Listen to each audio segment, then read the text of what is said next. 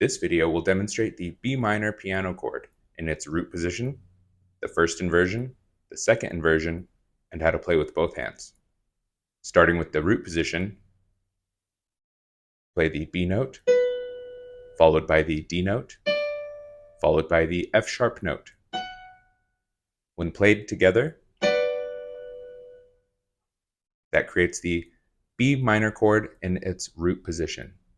Before we continue, I just wanted to say thank you for watching Chords to Jam. Moving on is the first inversion of the B minor chord, starting with the D note, followed by the F sharp, followed by the B note. When played together, that's the first inversion of the B minor chord. The second inversion of the B minor chord begins with the F sharp, followed by the B, followed by the D note. When played together, that is the second inversion of the B minor chord.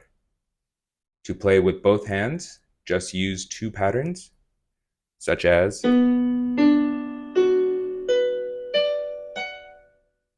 the root position twice as demonstrated, creates a more full sounding chord. Thank you so much for watching. Don't forget to like and subscribe, and I'll see you next time.